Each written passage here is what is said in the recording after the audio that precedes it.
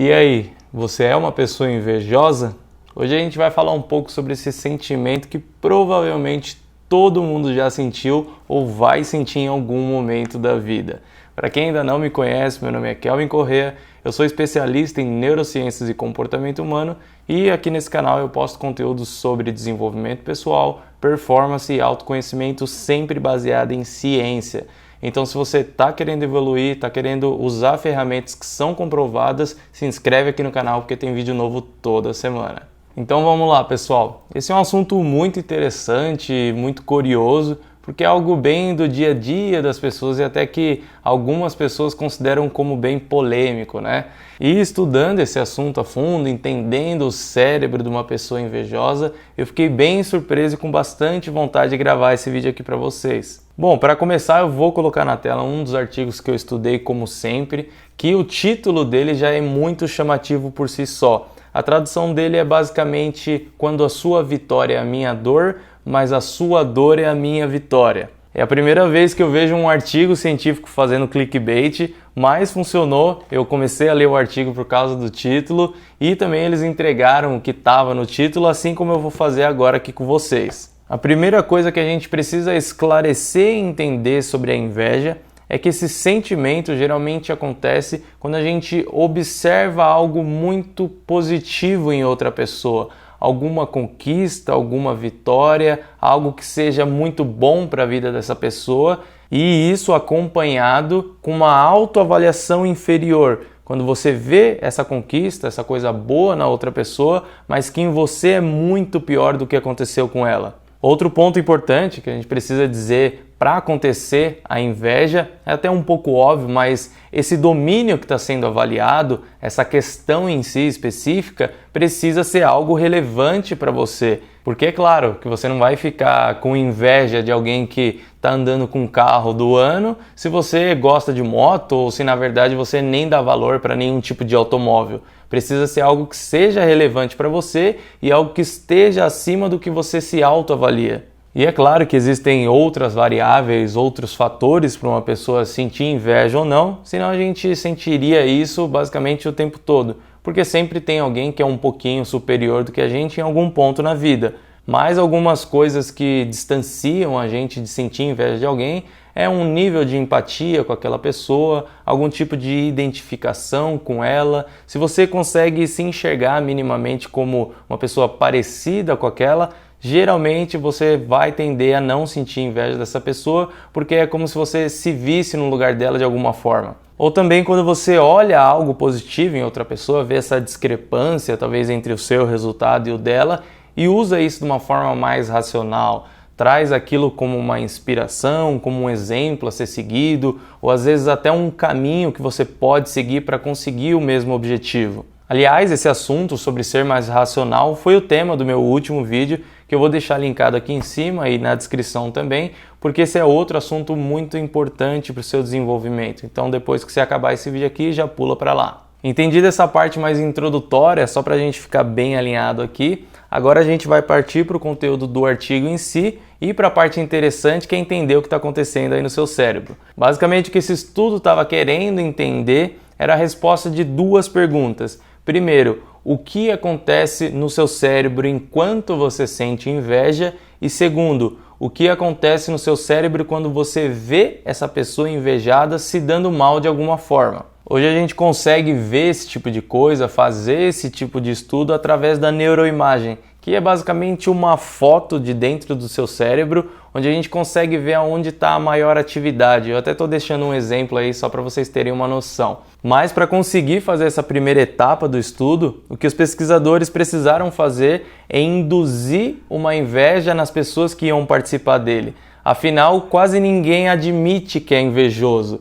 Parece que todo mundo fala que sente inveja de você, mas ninguém admite que sente inveja de alguém. É até meio estranho isso, né? Essa porcentagem não está correta. Então, para induzir a inveja nesses voluntários, os pesquisadores pediram para essas pessoas imaginarem uma historinha onde eles seriam um protagonista e apresentaram alguns outros personagens ali nessa historinha e um deles seria um alvo fácil de inveja. Basicamente, esse alvo tinha mais dinheiro que o protagonista, que eram os voluntários, tinha um emprego melhor, melhor graduação, melhor posição social. Imagina alguém que tem tudo de bom, tudo de positivo. É um alvo fácil de inveja. E enquanto essas pessoas eram apresentadas a esses cenários, os pesquisadores iam avaliando a atividade daquela neuroimagem que eu te mostrei. E o que foi visto com muita clareza foi uma grande ativação, uma grande atividade de uma região, uma pequena região que tem aí dentro da sua cabeça, chamada de córtex cingulado anterior,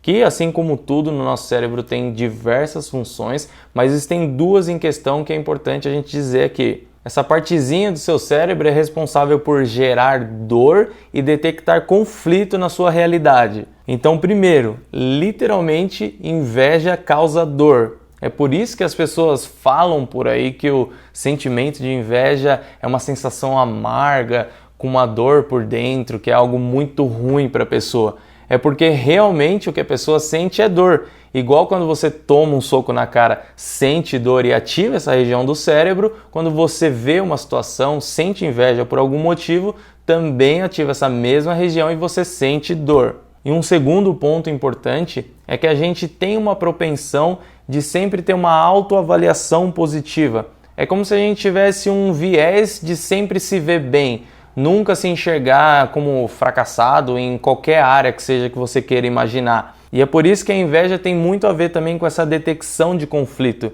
É como se a percepção dessa outra pessoa tendo algo muito mais positivo, essa discrepância que você detectou, fizesse a sua autoavaliação positiva cair e isso gera um conflito dentro da sua cabeça. Enfim, resumindo essa primeira parte, quando uma pessoa sente inveja, ela sente dor e ela sente também um outro incômodo, como se tivesse algo errado acontecendo. Agora entrando na segunda pergunta desse artigo, o que acontece no nosso cérebro quando a gente vê a pessoa invejada se dando mal? Não contentes em entender que a inveja causa dor, o que os pesquisadores também fizeram em um segundo momento foi colocar nessa historinha hipotética aquele personagem alvo da inveja se dando mal, acontecendo alguma coisa de errado na vida dele. E nesse caso a ativação cerebral foi totalmente diferente. Na verdade, basicamente foi o inverso.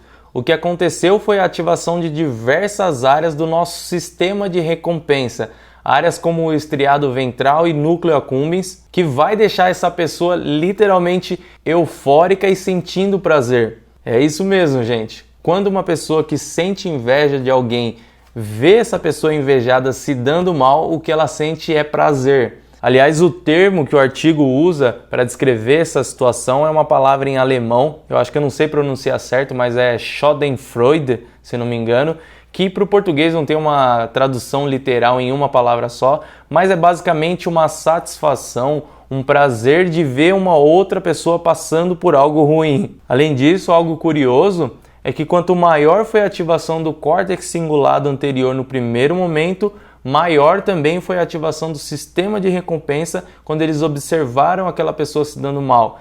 Então, quanto maior a inveja, maior é o prazer de ver a pessoa invejada se dando mal. E parece um pouco macabro, meio pesado, mas é verdade, gente.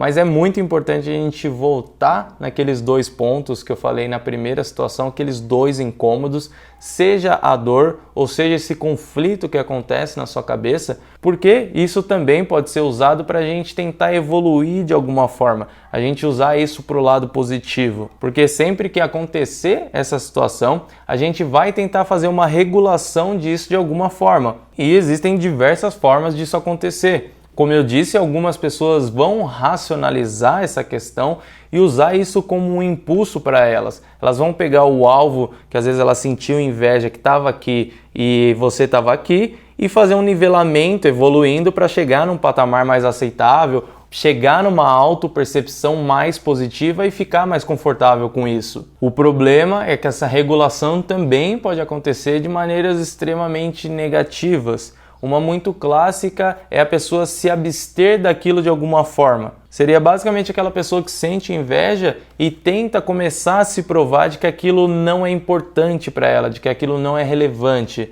Essa é aquela clássica frase até que as crianças fazem assim, mexendo o ombro, né? Eu não queria mesmo. É engraçado, mas isso no mundo dos adultos faz uma pessoa largar uma faculdade, faz uma pessoa deixar de empreender, deixar de tentar um concurso público ou várias outras coisas. Nesse caso, o que essa pessoa fez para voltar àquela regulação é sair dessa situação. Se ela não faz parte disso, ela não precisa sofrer com esse sentimento de inferioridade. Afinal, ela não gosta daquilo, ela não faz parte de alguma forma. E outra maneira negativa de lidar com essa regulação, de fazer esse nivelamento que a gente vê por aí, é das pessoas que, em vez de elevar a sua autopercepção, ela tenta baixar a autopercepção da outra pessoa de alguma forma. E aqui vai desde tentar encontrar coisas ruins na outra pessoa, desmerecer a conquista dela por algum motivo. É aquela frase, né, de essa pessoa conseguiu isso, mas... Geralmente o que vem depois desse mas é só uma maneira de tentar se autorregular, tentar diminuir a sua percepção daquela pessoa de alguma forma para se sentir mais confortável. Mas também pode chegar até os reflexos, as maneiras de regulação mais maldosas, digamos assim. Quem nunca viu uma pessoa, por exemplo, se dando bem no trabalho, ganhando promoção, sendo muito elogiado, ganhando mais dinheiro, voando, essa pessoa está incrível. E uma outra pessoa parece que faz de tudo para tentar prejudicar quem está se dando bem. Isso nada mais é do que uma tentativa de regulação a partir da diminuição do outro. Então toma bastante cuidado quando você perceber que está tendo esse tipo de sentimento. Senão daqui a pouco você pode estar desejando o mal de outras pessoas, às vezes até fazendo mal para outras pessoas e nem está percebendo. E uma mensagem final que eu posso deixar aqui para você é: se observe. Exerça o autoconhecimento para compreender melhor as suas emoções, os seus sentimentos e não se arrepender das suas ações. Para o vídeo de hoje é isso, eu espero que esse assunto tenha sido interessante para você. Se ficou alguma dúvida, alguma questão, pode deixar aqui nos comentários que eu te respondo. E não esquece de deixar a curtida para apoiar o trabalho que eu faço aqui e se inscrever no canal porque tem vídeo novo toda semana. Um abraço e até a próxima!